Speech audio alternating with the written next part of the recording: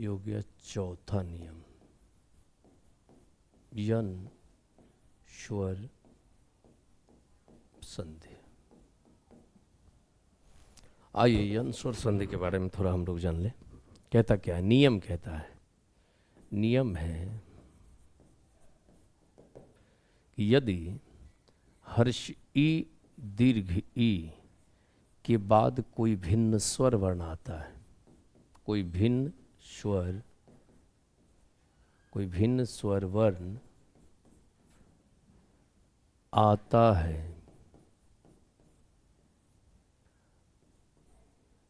है, भिन्न स्वर में क्या क्या हो गया? आ के बाद भिन्न स्वर वर्ण क्या क्या हो गया? अ, आ, हर्षी दीर्घ नहीं, फिर हर्ष उ, दीर्घ उ, री, लिरी, ए, ओ, कहता है हर्ष, ये पहला नियम, इसको हम प्रमाणित करते हैं। कहता है कि यदि हर्षी दीर्घी के बाद कोई भिन्न स्वर वर्ण आता है, भिन्न स्वर वर्ण में मतलब ई के बाद इधर अगर आ, हर्षु दीर्घो, री, लिरी, ए, ओ में से कोई सा भी खड़ा रहेगा, कोई सा भी रहेगा, तो हर्ष ई दीर्घ ई का यह हलंत हो जाता है। ध्यान रहे, हर्षी दीर्घी का यह हलंत हो जाएगा।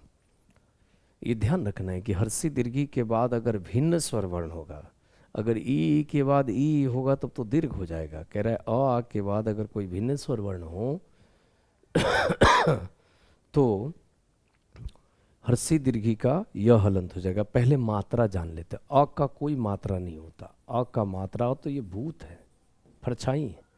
आ का मात्रा होता है एक पाई, इसका मात्रा इधर से होता है, इसका मात्रा इधर से होता है, इसका ये लिड़ी का कोई मात्रा नहीं होता है।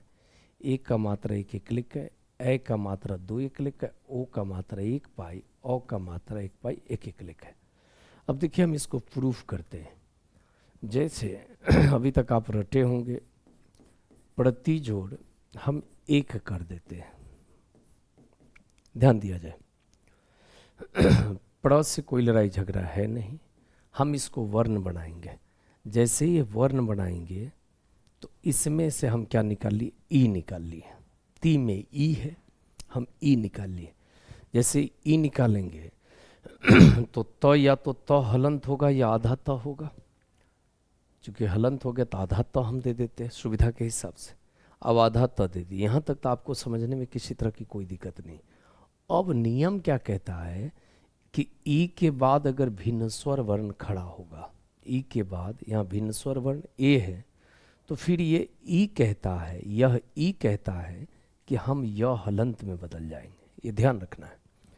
ई के बाद क्या हुआ? भिन्न स्वर वर्ण है, भिन्न स्वर वर्ण है तो ई कहता है कि हम यह हलंत में बदलेंगे।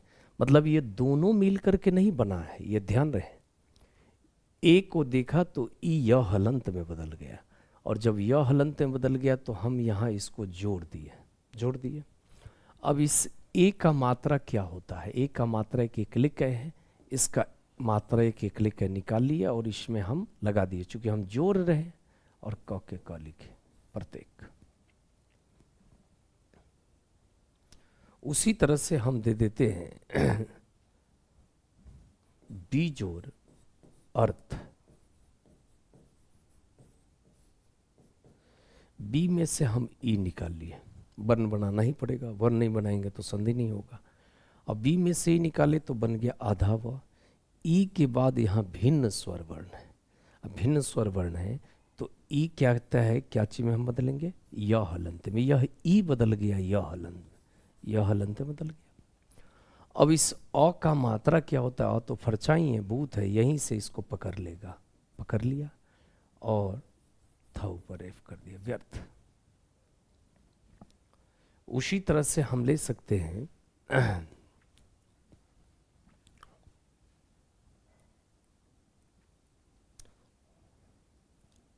व्याकरण कर सकते हैं,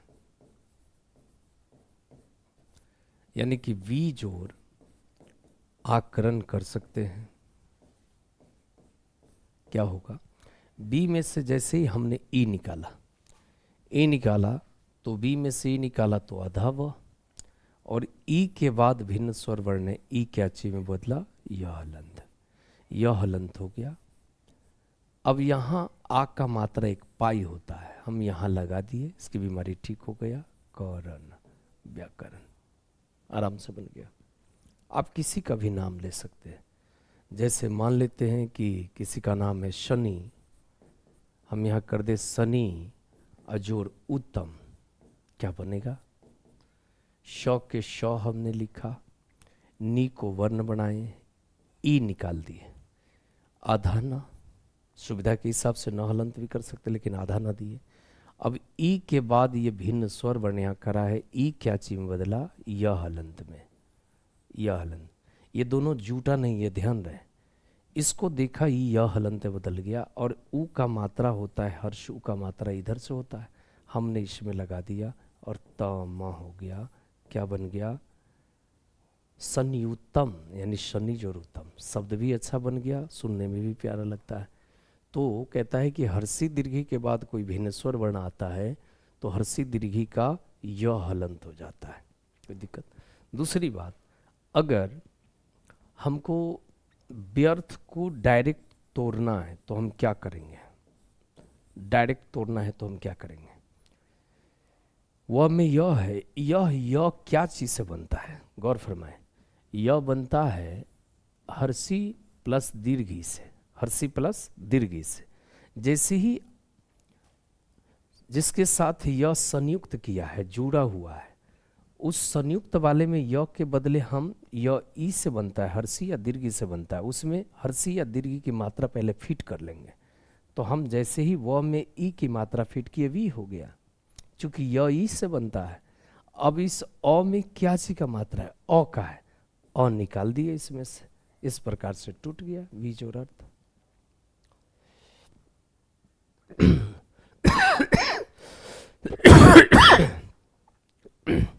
आगे फिर कहता है इसका दूसरा नियम,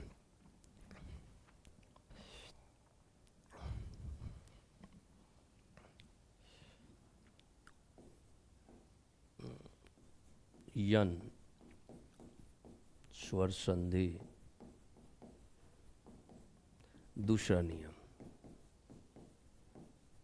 दूसरा नियम कहता है यदि हर्ष उ दीर्घ उ के बाद कोई भिन्न स्वर वर्ण आता है, भिन्न स्वर वर्ण, कोई भिन्न स्वर वर्ण आता है हर्षो दीर्घ के बाद, तो भिन्न स्वर वर्ण में क्या हो गया, अ आ, फिर हर्षो दीर्घ नहीं, हर्षी दीर्घी री लिरी ए ओ ओ, इसमें से कोई सा भी आए तो हर्षो दीर्घ कहता है कि मैं वह हलंत में बदल जाऊंगा। क्या चीज में, वह हलंत, अ का कोई मात्रा नहीं होता, आ का मात्रा इधर से, हर्षी का मात्रा इधर से, दीर्घी का मात्रा इधर से, री का मात्रा इधर से, लिरी का कोई मात्रा नहीं होता, ए का मात्रा एक एक लिखा है, ए का मात्रा दो एक लिखा है, ओ का मात्रा एक पाई एक लिखा है, ओ का मात्रा दो पाई एक लिखा है। अब ध्यान दिया जाए, इसको प्रमाणित करते हैं, प्रमाणित यानी प्रूफ करते हैं, इसको प्रमाणित करते हैं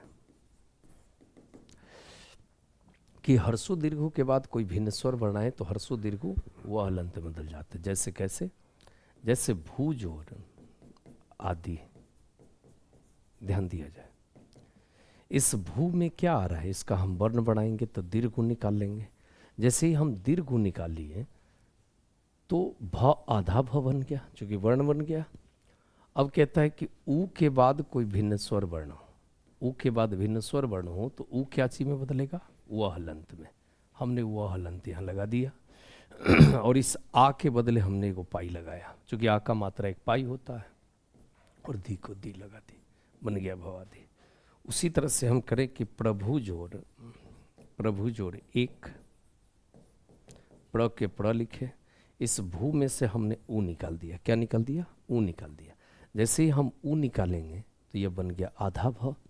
अब ऊ के बाद यहाँ भिन्न स्वर वर्ण है तो ऊ कहता है कि हम वह हलंत में बदलेंगे, नियम कहता है ऊ वह हलंत में बदल गया, वह हलंत बदल गया, और इस ए का मात्रा एक एक लेके होता, हमने इस पे लगाया और क, कहीं से कोई दिक्कत नहीं, प्रभाविक बन गया।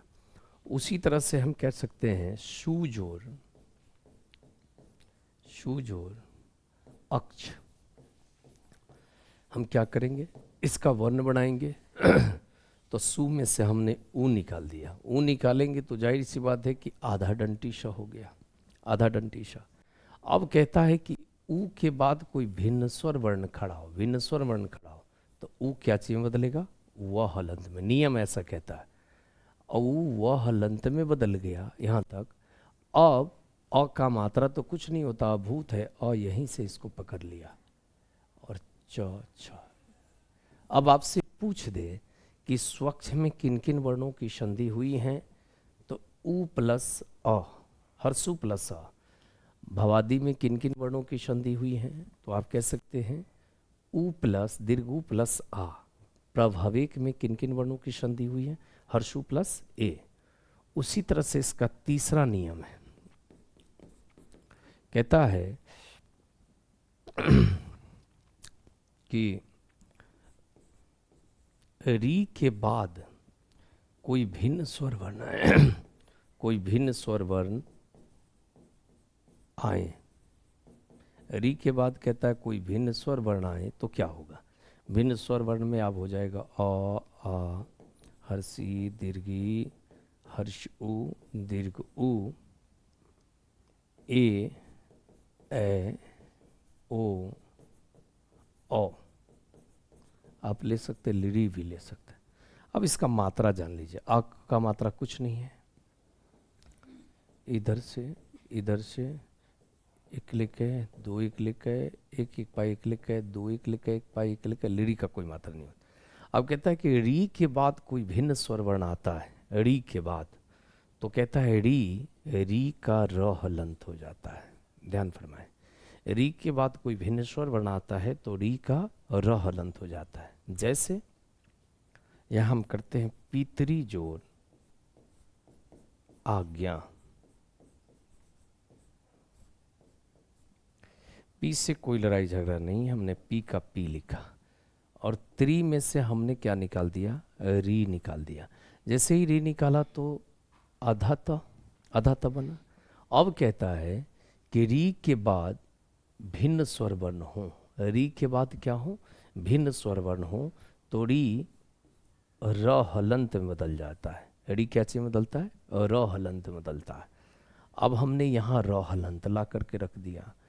हम एक संयुक्ताक्षर पढ़ाए थे वर्ण में कि त और र को मिलने से क्या बनता है, तो त और र को मिलने से टी से त आर से र, त और र को मिलने से तरा हो जाएगा, दोनों हलंत में हो जाएगा।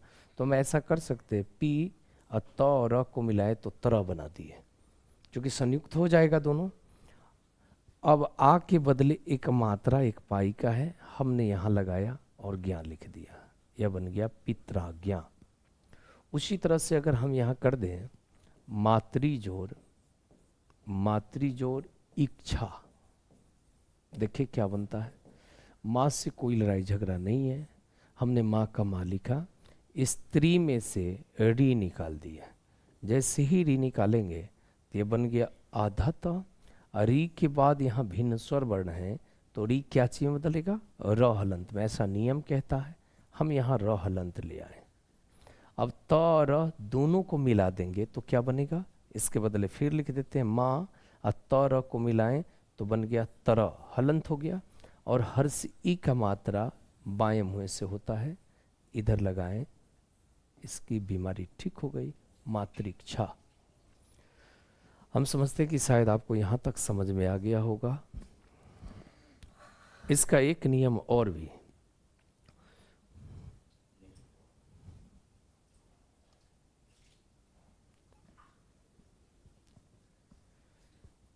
इसका चौथा नियम कहता है कि लिड़ी के बाद अगर कोई भिन्न स्वर वर्ण हो, भिन्न स्वर वर्ण आए, भिन्न स्वर वर्ण में क्या आ जाएगा, अ हो जाएगा, आ हो जाएगा, हर्षी हो जाएगा, दीर्घी हो जाएगा, हर्षु हो जाएगा, दीर्घु हो जाएगा, री हो जाएगा, ए हो जाएगा, ए हो जाएगा, ओ हो जाएगा और अ हो जाएगा। आ का मात्रा एक पाई है, हर्षी का इधर से, दीर्घी इधर से, री का इधर से, ए का 2 एकलिक है, ओ का 1 पाई एकलिक है। ये कहता है कि लिरी के बाद कोई भिन्न स्वर वर्ण आता है तो लिरी का क्या हो जाता है, ल हलंत हो जाता है। लिरी का क्या हो जाता है, ल हलंत हो जाता है। जैसे लिरी जोड़ आकृति, लिरी जोड़ आकृति। अब लिरी में से कुछ नहीं निकलता, यह एक ऐसा वर्ण अक्षर है जिसमें से कुछ नहीं निकलता है। तो लिरी के बाद जैसे ही कोई भिन्न स्वर वर्ण आया तो सीधा लिरी का ल हलंत हो जाएगा। क्या हो जाएगा, ल हलंत हो जाएगा। ये हमने ल हलंत लिख दिया। और आ के बदले एक पाई होता है, हमने यहाँ लगाया ला आकृति।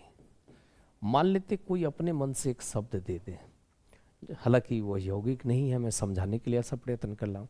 मान लेते हैं गलरी अगर लिख दें, गलरी अजोड़ एक कर देते हैं, क्या बनेगा, ग के हमने ग लिखा, इस लिरी के बाद यह भिन्न स्वर वर्ण है तो लिरी के बदले, लिरी के बाद कोई भिन्न स्वर वर्ण है तो यह ल हलंत में बदला। अभी ल हलंत में बदल गया और इस एक का मात्रा क्या होता है, एक एकलिक है, यह बन गया गलेश।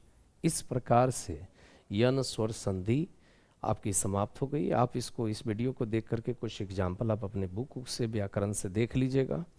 और आगे जब हम ये कर लेंगे तो कहीं ना कहीं जो अभी तक का 2011 से लेकर के संभावित 2025 तक, 26 तक जो पूछी जाएगी, हम पूरे व्याकरण में क्वेश्चन बैंक का जो भी VVI क्वेश्चन जितने पूछा होगा, हम सबकी परिचर्चा हम अंत में इस नियम पढ़ाने के बाद करेंगे। फिलहाल जब तक आप स्वस्थ रहें, धन्यवाद, नमस्कार।